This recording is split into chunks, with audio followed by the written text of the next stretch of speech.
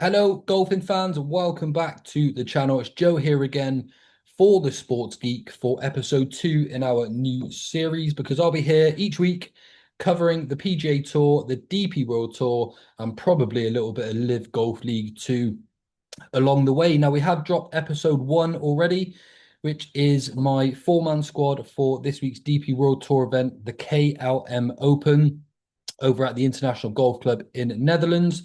And in that episode, I have given a little bit of an introduction to my background as a player and now obviously a player turned pundit and tipster effectively. But this is a new journey for me. I've been doing this for 5 or 6 years as a pundit tipster, very profitable along the way. But this is a new journey with the Sports Geek, and I want you all to come on that journey with me. Interact in the comment section. I will come back and talk to you all, answer any questions in the next episode. Let me know your fancies, and we can have a good bit of fun along the way and try and make a little bit of money too. So episode 1 is live. We are going to move swiftly on here to the Memorial Tournament at Muirfield Village. As mentioned in my other episode as well, I will be fleshing these out over the coming weeks. They will become more detailed, more in depth, and you will get to know more about my unique selection process, which is completely different to the majority. But I'm going to go into more detail as we go across the coming weeks, but these first two videos are more of an introduction to myself and just to thank you all for tuning in and to bring you my initial selections as an introduction to what we have going forward. So the Memorial Tournament, Muirfield Village Golf Club, really good golf course this. We're not going to have a low score around this place. It demands a proper good week of golf if you are to contest here. Unfortunately, this is one of those events that absolutely suits Scottie Scheffler to a T, excuse the pun. Perfectly good from tee to green. And the more greens you hit around here, the better chance you're going to have of shooting a half decent score. I imagine we might get to 10 under par, 12 under par, something like that.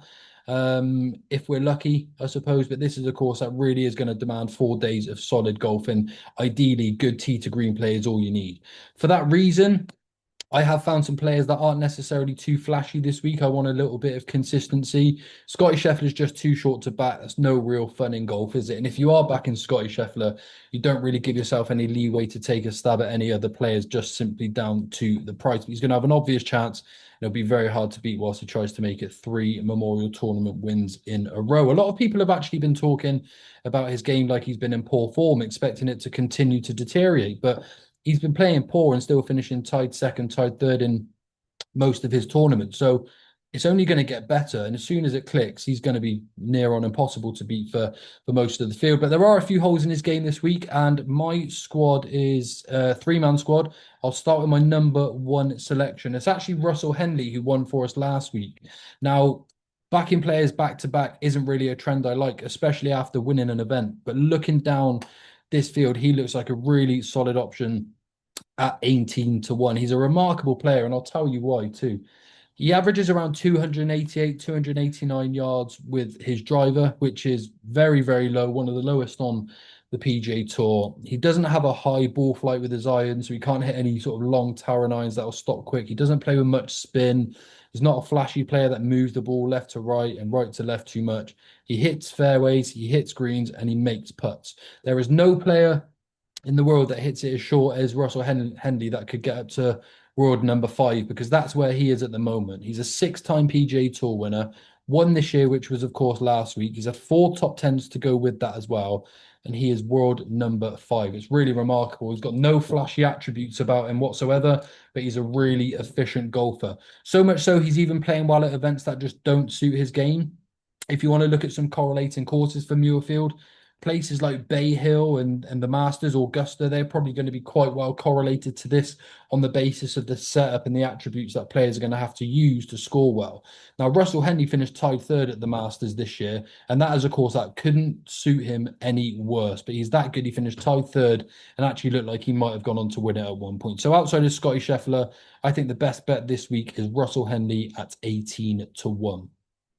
The second player that's going to be on my list is Sepp Straka, a bit of a fan favourite for most people, really. A really good player who obviously started on the DP World Tour. He came back to the Austrian Open to play his home open last week. And to be fair, he was absolutely brilliant. Finished tied 12, did very little wrong.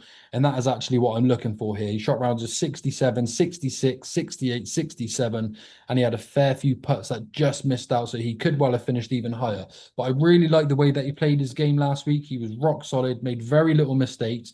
And like Russell Henley, doesn't hit a big draw, a big fade. He just keeps it in play, finds greens, finds fairways, finds greens, and tries to make the odd putt. He's rock solid. 45-1 is probably too big about his chances, really. I'd even probably consider him even if he was around 33-1 or something like that. But look, 3 top 10s already this year. He's a 4-time PGA Tour winner. He should really enjoy this sort of golf course. I don't see where it goes too far wrong. So Russell Henley and Sepp Straka, I think, are solid options for the each-way money this week. Now, to slightly go against the trends or what I'm looking for at this week's event at Muirfield, outside of Scottie Scheffler, there's not many players that have a very sort of similar game to the shot shape, the ball flight, and the way he simply plays the game. But Chris Gotterup, although not necessarily one that would stand out on a page to you with regards to his chances this week because of his shot shape and things like that, it's only off the tee that really concerns me because he can hit a real banana. But to be honest, he does start to control it quite well, and he has done when he plays his better golf. He's only a 26-year-old at the moment. He's already won 4 times. 2 of those were this year. He's got 4 top 10s to go with it as well. So from fairway to green, he's been really impressive, and his putting's quite good too.